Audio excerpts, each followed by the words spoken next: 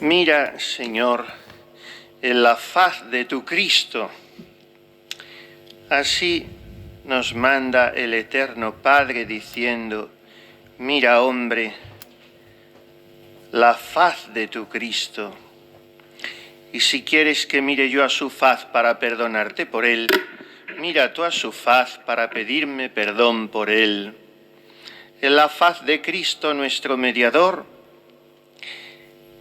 se juntan la vista del Padre y la nuestra. Allí van a parar los rayos de nuestro creer y amar y los rayos de su perdonar y hacer mercedes. Mirad, pues, en la faz de vuestro Cristo, pensando en Él y cotejando vuestra vida con Él, para que en Él, como en espejo, veáis vuestras faltas que os afean, toméis de sus lágrimas y de su sangre, que por su cara hermosa veis correr, y con dolor limpiéis vuestras manchas y quedéis hermoso. Es unos párrafos de los varios párrafos que casi al final, ya como sabemos, de la Audifilia dedica el maestro Ávila al Ecce-Homo, y que no nos presenta como tal cuadro plástico San Lucas, porque pasa sin solución de continuidad de la sentencia de Jesús por parte de Pilato a el camino de la cruz, o sea, al cargar Jesús con la cruz y emprender ese camino en el cual Lucas aporta, como venimos observando en otras ocasiones, algún cuadro exclusivo de él, y que veremos que en este caso es, una vez más, la atención a las mujeres. Por tanto, es la meditación de esta tarde. Si alguno quiere ser mi discípulo, tome su cruz en pos de mí y me siga, negándose a sí mismo. Es palabra dura, dice San Juan de Ávila esta, tanto que al oírla Pedro, al oír que el Señor había de llevar la cruz, le dijo: absítate, Domine, lejos de ti eso, Señor. Si quieres seguirme, y dice Ávila en otro lugar: Señor, si vos fuerais por un camino llano, agradable a los hombres, muchos os seguirían, pero pusisteis vuestro corazón y vuestros pies en uno tan estrecho y espinoso, que quien por allá hubiera de pasar ha de dejar rastro de su sangre. ¿No sabéis cuán delicados somos? ¿Cuán pocos habéis de hallar que os sigan? Al decir si quieres, parece que lo dejas a mi voluntad.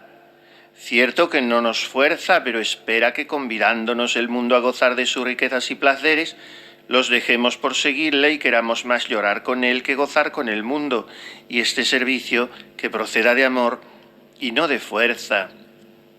Señor, mala cosa soy yo, pues decís que me tengo de negar si os quiero seguir, y que me tengo de querer mal para quereros a vos bien.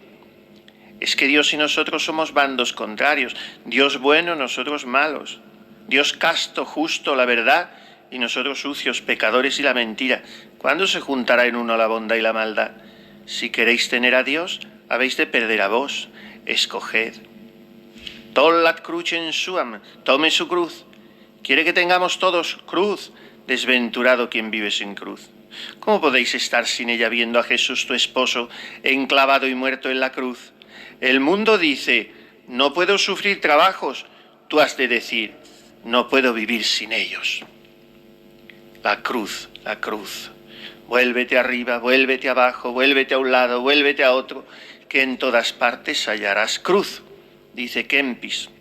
En la capilla la primera que hay al entrar a mano derecha, la Pietà, la Piedad de Miguel Ángel, y casi nadie miraba arriba, claro, y hay una bovedita, y es un fresco con una cruz llevada por los ángeles. Y no es más, es como la gloria de la cruz, una cruz desnuda, llevada por los ángeles, entre un celaje, un rompimiento de gloria, y solía poner a un extremo de la balaustrada de mármol desde donde se contempla la piedad. Claro, la piedad es tal espectacularidad de belleza y tal explosión de armonía, de serenidad, que ya no se mira más nada. Decían, mirad arriba, de este extremo.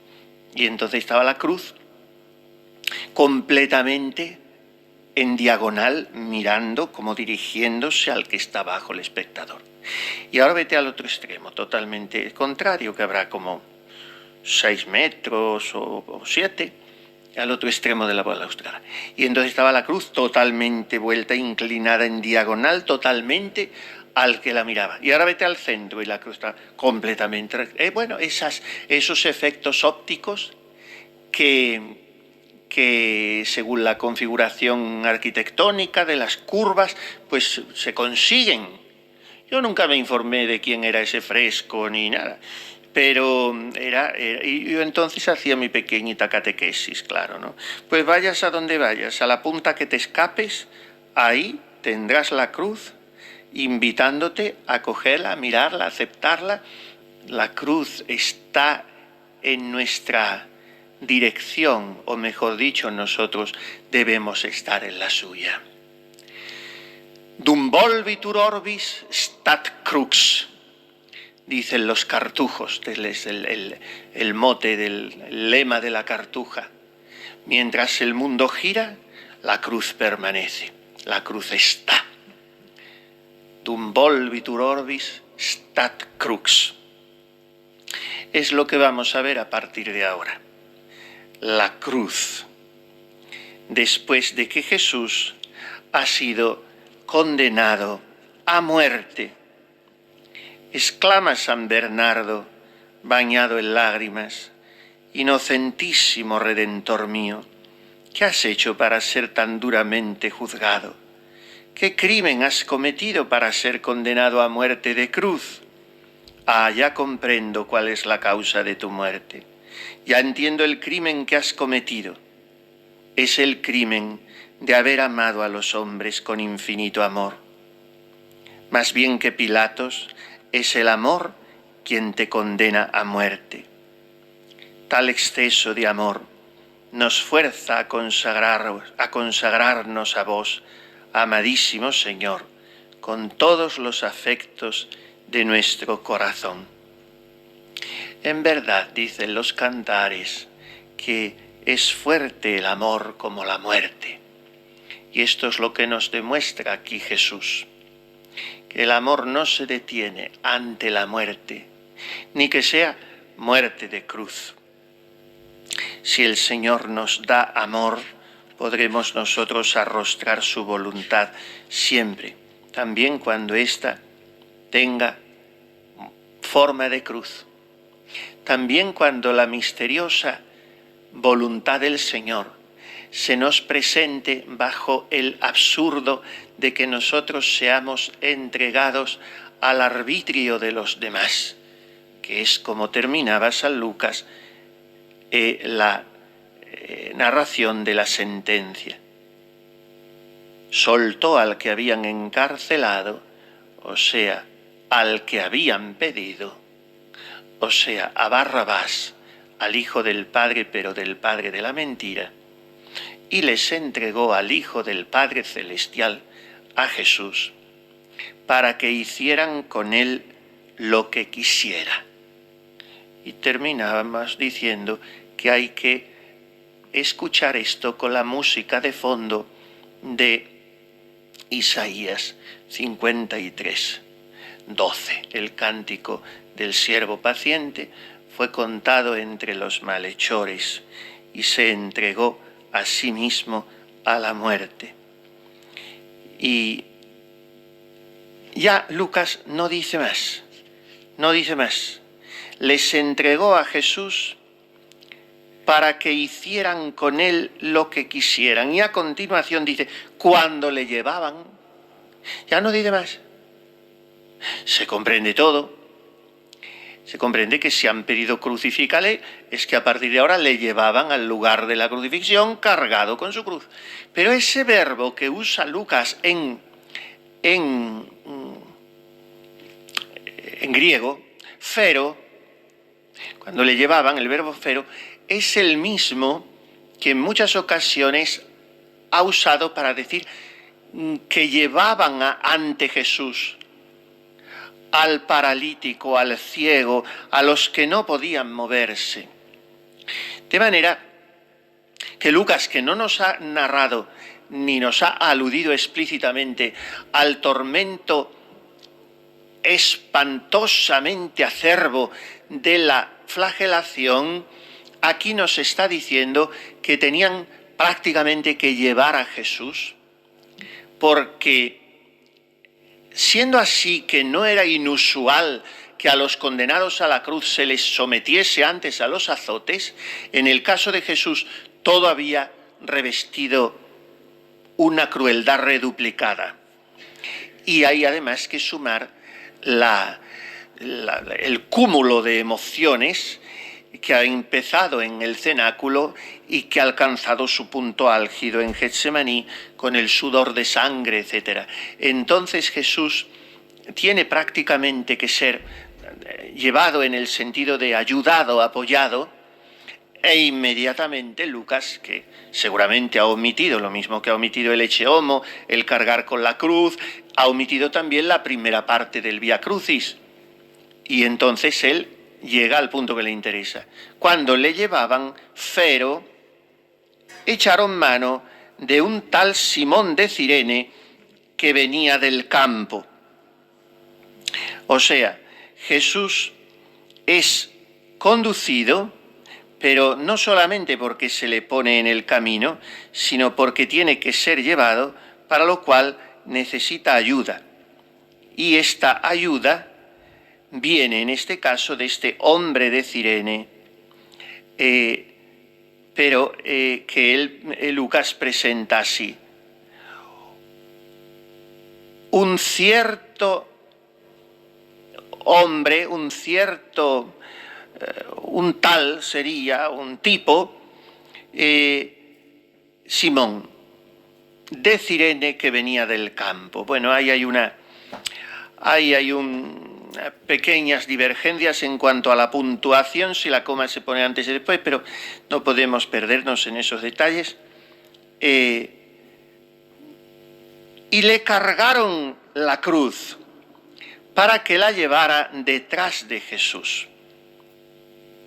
Primera escena que en el drama del Vía Crucis nos presenta Lucas.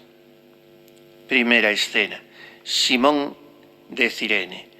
Hemos asistido a la condena a muerte, hemos asistido virtualmente al hecho de cargar Jesús con la cruz,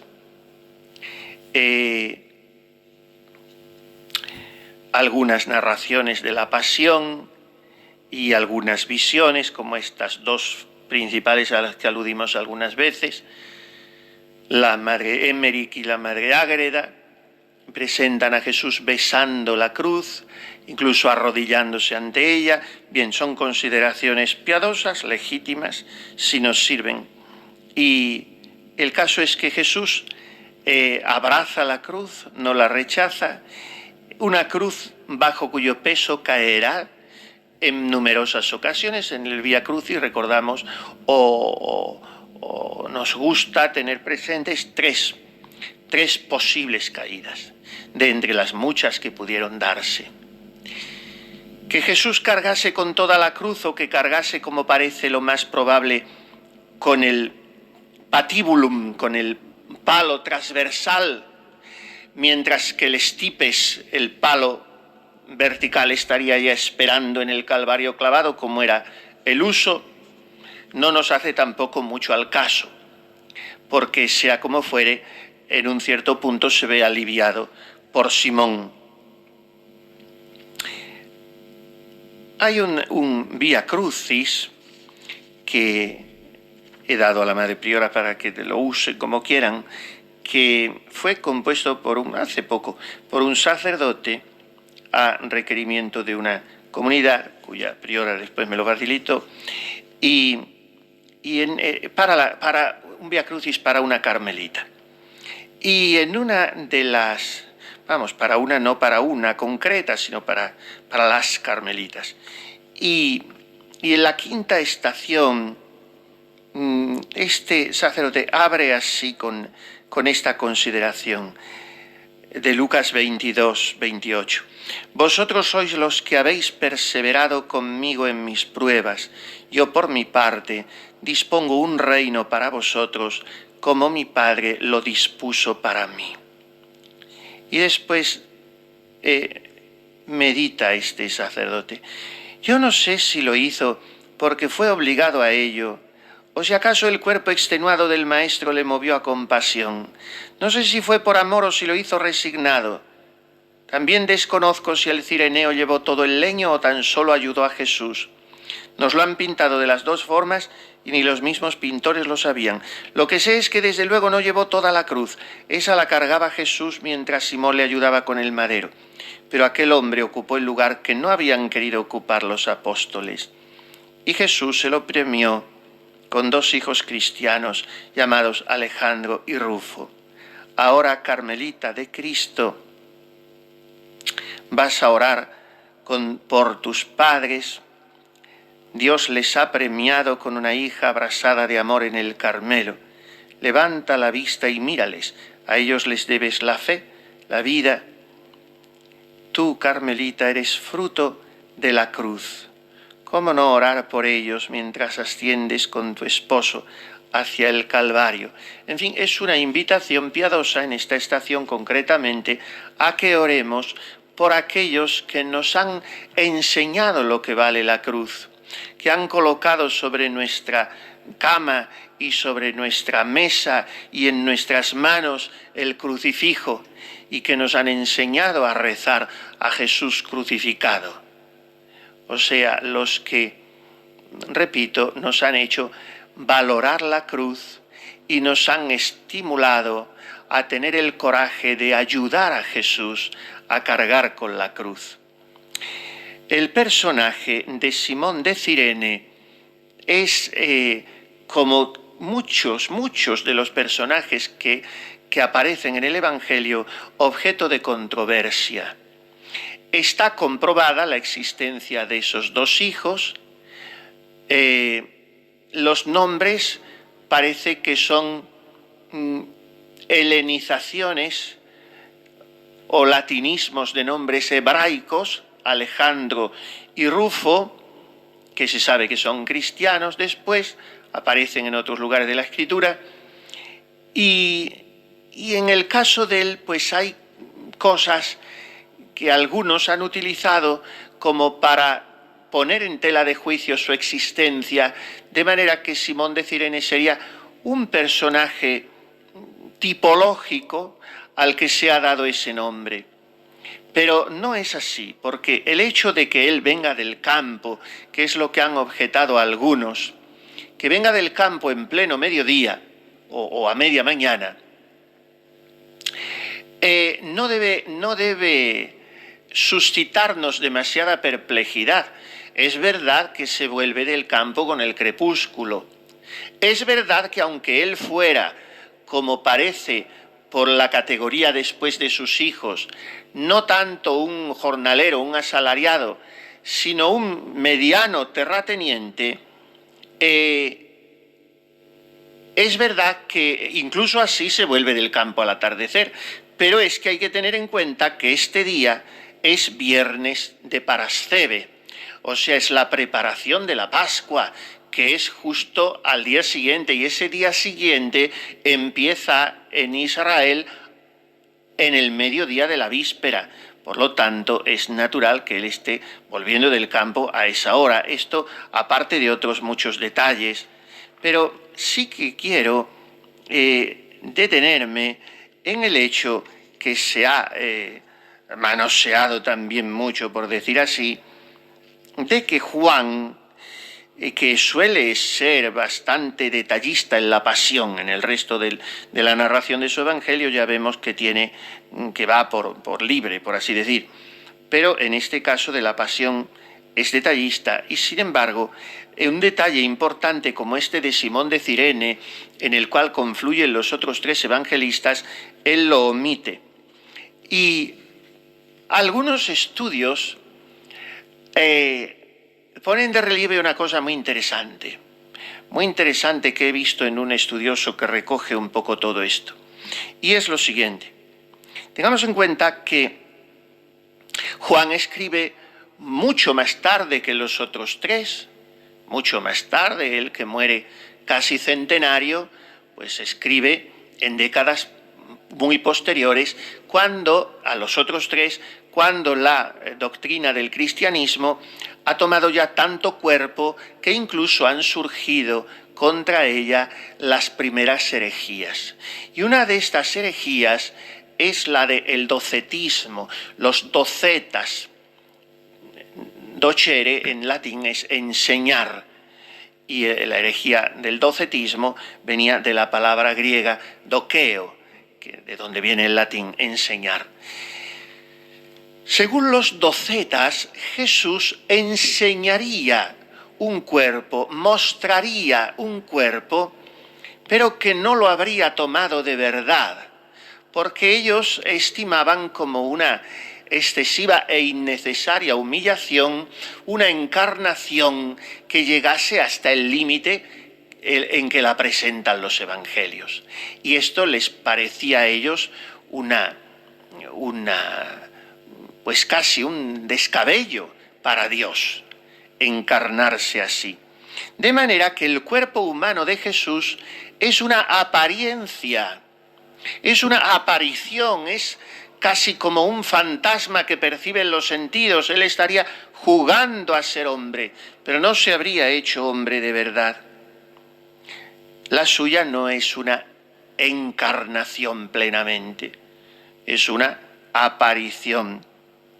Y por eso, en este simulacro de cuerpo, Jesús no podría sufrir, y el sufrimiento en Jesús sería también una apariencia. Y por tanto no tendría ningún sentido que él hubiese pasado a través de la absurda escenificación de la muerte de cruz. ¡Qué solución absolutamente peregrina! Tan peregrina que es verdaderamente irrisoria, pero cuidado que no será estimada por tan ridícula por parte de todos aquellos que aún están convencidos de ella. ¿Qué solución encuentran estos docetas o docetistas? Que precisamente este Simón de Cirene, que sale al paso a Jesús camino de la cruz y con el cual le cargan la cruz, es el que con ella llegará al Calvario y es el que en ella será crucificado, mientras Jesús, ese Jesús de verdad según ellos, para el cual el cuerpo era solo un disfraz, sonríe a distancia como un espectador, mientras que casi se difumina. Bueno, las herejías de los primeros siglos eran verdaderamente ridículas, pero no lo son menos las de hoy, porque hoy no se presentan con este caparazón increíble, pero se presentan con argumentos mucho más especiosos, de una pseudoantropología que calan mejor. ¿O es que creen que no es menos ridícula la enseñanza que hoy se da desde muchas cátedras sedicentes católicas, y en virtud de la cual la resurrección de Cristo no es históricamente cierta, sino que sería una creación de la comunidad primitiva? No es menos ridícula tampoco la neonata herejía según la cual la concepción de Cristo no habría sido virginal, y no me detengo en estos dos casos y en otros muchos que podría aducir, a ilustrarlos con las características y circunstancias con las que estos profesores de teología los revisten. De manera que las herejías son cíclicas, vuelven y vuelven, con apariencias más aceptables, pero vuelven. Y esta del docetismo llegó a la disparatada urdimbre de proponer que es Simón de Cirene el que habría muerto en el Calvario por Cristo. Y sería, por tanto, el chivo expiatorio de esta mentira de encarnación con la que habríamos sido embaucados. esta tesis extravagante, de la cual habla incluso nada menos que San Ireneo, esta tesis se extendió lo suficiente, y no fue poco, en aquel tiempo, como para llegar hasta Arabia, tomar allí cierta carta de ciudadanía y siglos más tarde ser asumida por Mahoma e incorporarla a su credo islámico. De manera que los musulmanes de pura cepa hoy lo que creen es eso. Admiran a Jesús como un profeta, como un gran profeta, y hablan muy bien de la Santísima Virgen, el Corán habla muy bien de la Virgen. Pero Jesús no habría muerto en la cruz, porque para cualquiera que no esté empapado de la auténtica mentalidad católica, es un disparate. Ya de por sí la encarnación es una verdadera locura de Dios, y una encarnación que llega a la crucifixión es el colmo. Y por eso los evangelistas tienen necesariamente que decir la verdad, porque no se inventa así.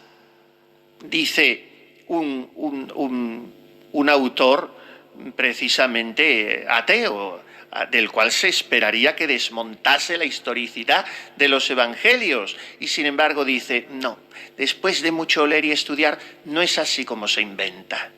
Porque si hubieran querido inventar, hubieran confluido en los detalles, hubieran sido iguales, no se hubiera escapado a uno una cosa, no se dejarían cosas sueltas, y precisamente esa aparente disonancia de los evangelios que pone nerviosos a los historiadores es una prueba de su historicidad. Bueno, quería aludir a este disparate de la visión de Cireneo así, para que veamos un poco hasta dónde ha despertado ampollas, ha levantado ampollas a lo largo de la historia el hecho de una encarnación tan encarnada, tan dolorosa, que llega a ser crucificante. Este Cirene venía del campo. Bien, veamos un poco algunas de las consideraciones que hacen sobre esto los padres. Que intentasen los esbirros, la soldadesca, echar mano de alguno antes y no lo hubieran conseguido, es posible. Que a Simón de Cirene le fastidiaron la Pascua porque se había hecho impuro al tocar la cruz, que era un instrumento de ignominia y por lo tanto de impureza, y que no podía ir a purificarse porque el día siguiente era fiesta, también es verdad. Le fastidiaron en este sentido la Pascua, porque la cruz invierte nuestros planes. El caso es que le obligaron a él, como afrentándolo, y que él tuvo una inteligencia progresiva, no lo sabemos. Que se vio forzado a llevar la cruz y terminó llevándola de grado y con amor y entendiendo quién era el hombre que iba a su vera, es posible también. Detrás de todo esto está la palabra de Isaías, que nos gusta repetir y cantar en Navidad, el introito de la misa de Navidad, que es una belleza extraordinaria. Por eso digo que hay que redescubrir el gregoriano, porque haya desaparecido el gregoriano, incluso de los monasterios, ya es el colmo de la caída hasta lo ínfimo que ha experimentado la música sacra. El introito de la misa de Navidad del día recoge ese versículo de Isaías, puer natus es nobis, un niño nos ha nacido, un hijo se nos ha dado, etc., cuius imperium superumerum eius, del cual el imperio está sobre sus hombros. Con este telón de fondo ha sido contemplado por los santos y por los autores espirituales el episodio del Vía Crucis, Jesús con la cruz a cuestas. Lleva a hombros el imperio y es un hombre maravilla de consejero. porque su escuela, su cátedra es la cruz. Y desde ahí nos aconseja maravillosamente.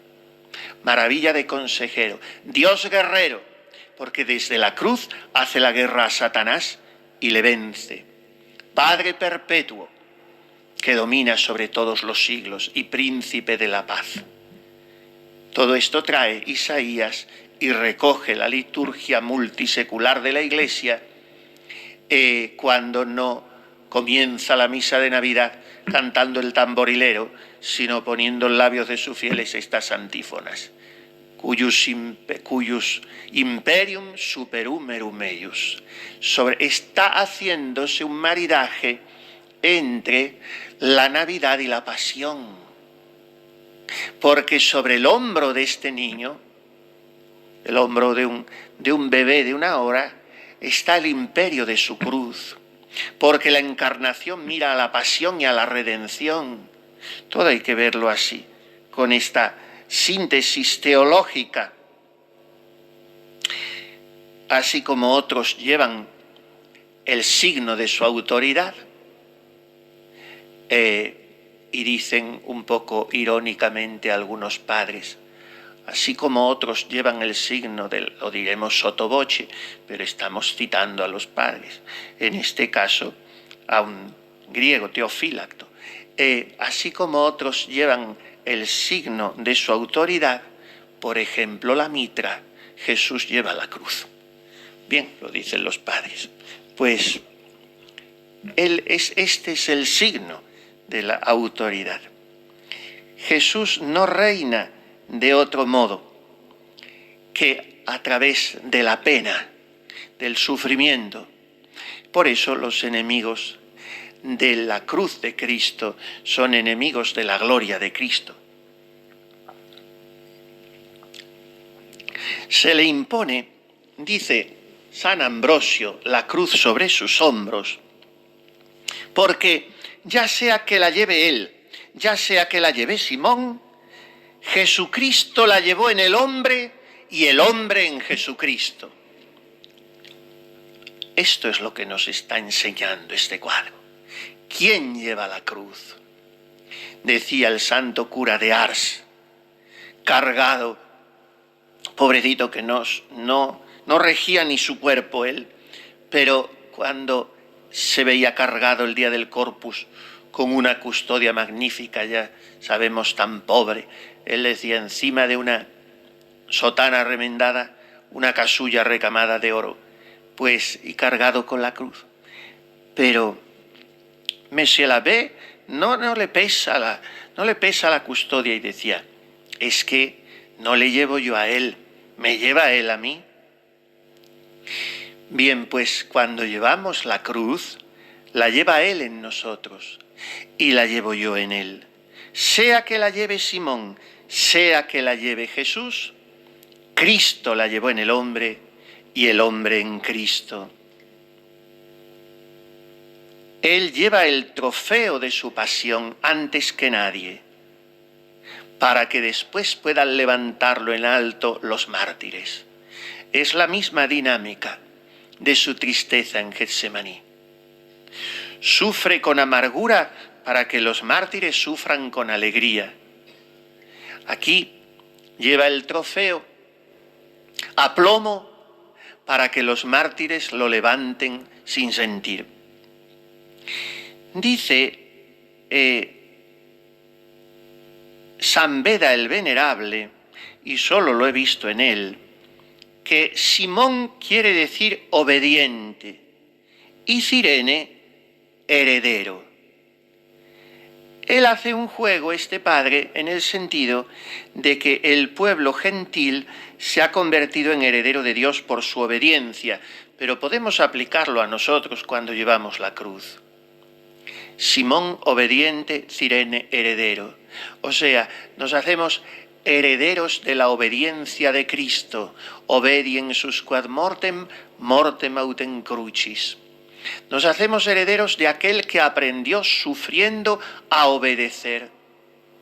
Nos hacemos herederos de aquel que oró a gritos y con lágrimas cuando fue escuchado por su reverencia obediente. Nos hacemos herederos de la obediencia de Cristo. Y sigue diciendo San Beda: cuando Simón vuelve de la granja, lleva la cruz siguiendo a Jesucristo, porque abandonado el culto idólatra, abraza con gusto la cruz de la pasión de Cristo. Granja en griego quiere decir pago, de cuyo nombre procede el de pagano. Y de hecho la palabra pago pasa al latín y del latín al castellano, que se usa con relativa normalidad si se habla un castellano medianamente aceptable, para lo cual hoy hay que ir a Australia y entrevistar a un profesor de español. Pero estaba por esos pagos, está en esos pagos. Los pagos son los campos y por extensión se refiere al lugar de donde procede uno. Bueno, pues el que viene de los pagos es el pagano, que eran los que, como vivían en el campo, vivían un poco pues a lo animalote y no tenían religión y necesitaban ser civilizados también en lo religioso. Pues el que viene de la granja, viene del pago, viene del campo y necesita conocer a Jesús. Y yo tantas veces llego hasta Él desde mi granja, donde creo que estoy alimentando 4 pollos y una vaca para sobrevivir yo. Y lo que estoy es nutriendo y robusteciendo ilusamente mis pasiones. Por tanto, tengo que abandonar la granja y pasar de pagano a cristiano, encontrándome con Jesús. Sea premeditada, sea inopinadamente, esto es lo de menos. Tantas veces esperaré ese encuentro y tantas otras me sorprenderá, pero en unas y en otras tengo que ayudarle a Él a tomar la cruz, porque eso es lo único que me permitirá pasar de pagano a cristiano. El que abandona la granja es el que abandona el mundo y sus criterios, es el que abandona sus apetitos y el que sale de la Babilonia, del apartamiento de Dios, para conducirse, para llegar hasta Jerusalén. Son las 2 ciudades de San Agustín. Una es la del amor del mundo, otra es la del amor de Dios. Hay que abandonar los pagos, salir de la granja y tomar la cruz para agradar a Jesús. Bien, hasta aquí nuestra consideración sobre Simón de Cirene, en la que acaso me he alargado un poco más de la cuenta. Y ha sido solo un versículo, el primer versículo de nuestra meditación de esta tarde, Lucas 23, 26. Veamos ahora a los siguientes versículos hasta el 32, que mañana ya será la crucifixión. Le seguía una gran multitud del pueblo y de mujeres que se golpeaban el pecho y se lamentaban por él.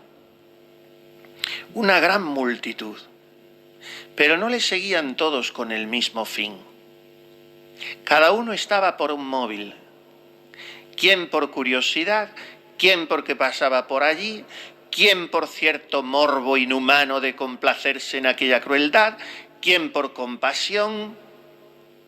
Cada uno mira a Jesús de una manera, pero empiezan a mirarle así. Todos debemos terminar mirándole de la misma manera, o mejor dicho, dejándonos mirar por él. Mire que le mira. No os pido más de que le miréis. Y miraros a Él con esos ojos hermosos y piadosos y llenos de lágrimas, y olvidará sus dolores por consolar los vuestros. Esto de la Santa Madre está todo aquí. Jesús con sus ojos hermosos, ahora afeados, piadosos más que nunca, porque es la efusión de su misericordia la pasión, y llenos de lágrimas, como es dable pensar que estarían en tantos puntos de la pasión. Lágrimas como reacción orgánica y lágrimas como reacción emocional, sensible. Esos ojos hermosos y piadosos llenos de lágrimas, y olvidará sus dolores por consolar los vuestros. No todos seguían a Jesús con el mismo fin. El pueblo que había pedido a gritos su muerte, como una sola garganta enronquecida de odio, también estaba todo allí, en las orillas del camino, para darse el gusto de que aquella demanda diabólica estaba siendo satisfecha. Y las mujeres, para llorar al que estaba sentenciado. Explican algunos autores que más que un grupo espontáneo de piadosas mujeres, era una especie de cofradía establecida, como las ha habido en muchas ciudades y pueblos de España y de Europa. Más bien eran de hombres.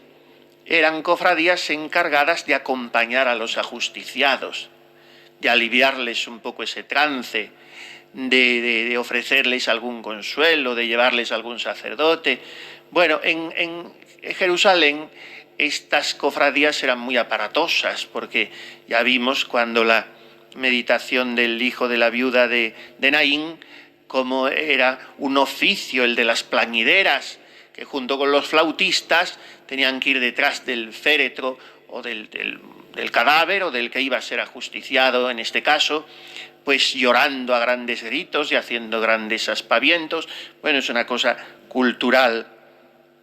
No es, ya digo, tanto una aparición espontánea, pero es también manifestación por parte de Lucas de que el sexo femenino, como se decía en una antigua antífona latina, una oración a la Virgen, en que se pide pro devoto femineo sexu, por el devoto sexo femenino, pues por eso, porque la condición femenina es más fácil a la hora de manifestar sus sentimientos, y además es naturalmente más inclinado al llanto y tiene el espíritu más espontáneamente propicio también a la piedad y a la compasión, la mujer, por su sensibilidad. Bien, el caso es que lloran. Esas mujeres están significando la contrición, la compunción del corazón, el dolor por ver padecer a Jesús, pero es todavía una conmiseración demasiado en el nivel de lo meramente sensible. No hay por parte de esas mujeres una sintonía de corazón con Jesús. Hay esa vibración externa que es buena como un primer paso de sentirse apenados por lo que se ve, como es esas madres que en la Semana Santa con el niñito en brazos le enseñan el paso y le dicen: mira, pobre Jesús, cuánto sufrió, pero como un espectáculo que se contempla desde la orilla del camino o desde el palco cómodamente sentado, pero no es un compadecer, no es padecer con Cristo, que es a lo que se nos invita a nosotros. Porque en ese caso se descubriría mucho más allá de lo que ven los ojos. Y dice un santo padre un padre de la Iglesia, mejor dicho, con una aseveración un poco chocante a primera vista, pero que si bien se la sopesa, tiene su sentido teológico muy hondo. Dice: el que ha de padecer para triunfar no debe ser llorado, sino más bien aplaudido. Por eso Jesús les prohíbe que lloren. Se lamentaban por él. Jesús se volvió hacia ellas y les dijo: mujeres de Jerusalén, no lloréis por mí, llorad más bien por vosotras y por vuestros hijos. Porque vendrán días en que se dirá: dichosas las estériles, los vientres que no engendraron y los pechos que no amamantaron. Entonces se pondrán a decir a las montañas: caed sobre nosotras, y a las colinas: aplastadnos. Porque si esto se hace con el leño verde, ¿qué no se hará con el seco?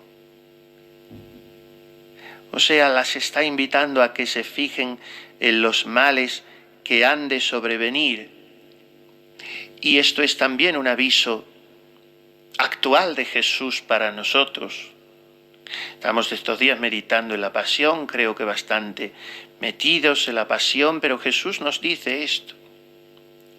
Y quizá nos esté concediendo el don de lágrimas y estemos llorando con la pasión, pero llorar por Jesús es una purificación del corazón, pero no llorar por este mero nivel de conmiseración sensible, sino porque su pasión queda infructuosa todavía hoy en tantos. Y en este sentido Él nos dice, no llores por mí, llora por ti. Si es que tú no te conviertes, como yo he soñado desde toda la eternidad, en un fruto de mi sangre, en un retoño de mis llagas, si es que yo no he conseguido con mi pasión que tú seas una verdadera esposa digna de mi corazón, entonces llora por ti, no llores por mí. Ay de las que están encinta y que críen en aquellos días. No sé si puede resultar un poco forzado, pero cuando he meditado todo esto, para, además de lo que aportamos de acá y de allá de alguna lectura, pensar en lo que el Señor me pedía que les pudiese decir, al llegar aquí he considerado lo siguiente.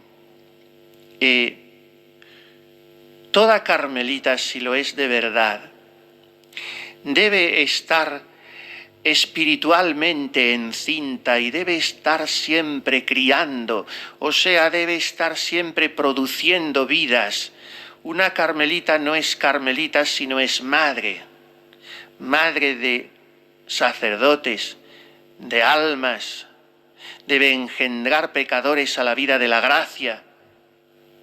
Pero entonces, si esa carmelita no está en tesitura de santidad, ay de las que estén encinta, porque no producirán esa vida nueva en los sacerdotes y en los pecadores. Esta solo se genera con la santidad de una madre virgen. Dice un padre de la Iglesia, es una exclamación, es una afirmación aplastante, referida a María, claro. Si una virgen pudiera tener un hijo, ese hijo sería Dios. Es tremendo la carga que tiene esto. Quiere decir, una virgen, biológicamente hablando, es imposible que tenga un hijo. Si llegara a cristalizar la vida generativa de esa virgen en una nueva vida, querría decir que tiene tal carga de amor que la vida que tendría que producir sería el amor con mayúsculas, o sea, Dios. Y esto se ha dado una vez por un prodigio singular no visto antes y que no se verá después. María, Inmaculada, Virgen antes, durante y después del parto, que es madre de Dios. Pero esto, salvati salvandis, las infinitas distancias, puede darse en una carmelita y debe darse, que es una virgen que debe dar a luz la vida de Dios en las almas. Y por eso hay de las que estén encinta y criando, porque si no lo hacen en tensión de santidad, no producirán la vida de Dios. Si esto se hace con el leño verde, ¿qué no se hará con el seco? Él es el leño verde en cuanto Dios. Nosotros, puros hombres, somos árboles secos.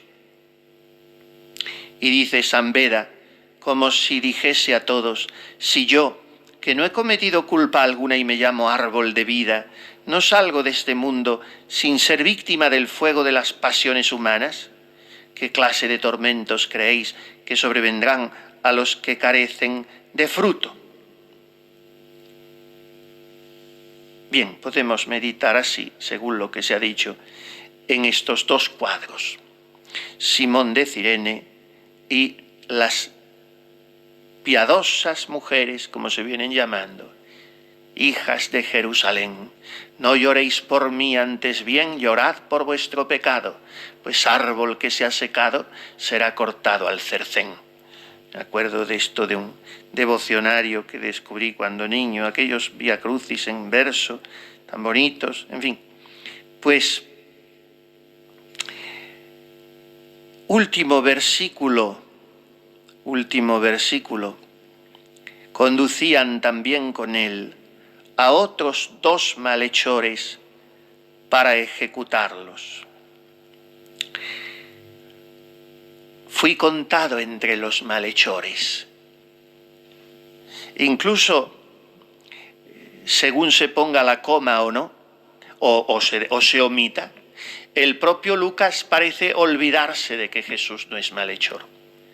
¿Por qué tendría que decir, conducían también con él a otros, 2 malhechores, para ejecutarlos? Pero si se dice a otros 2 malhechores, se da por supuesto que Jesús es un malhechor en el sentido de que lo es de jure, aunque no lo sea de facto. Es contado entre los malhechores y ya aparece ante la sociedad como un malhechor.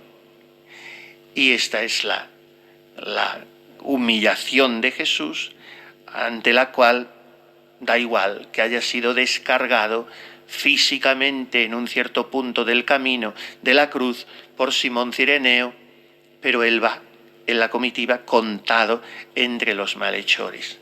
En fin, tenemos para detenernos en considerarlos piadosamente en nuestra oración de esta tarde, noche, las otras estaciones del Vía Crucis, el encuentro con su madre, que no aparece en los evangelios. El otro día yo de pasada acudía a él aludiendo a esa película de la Pasión de Mel Gibson y recuerdo haberlo descrito un poco.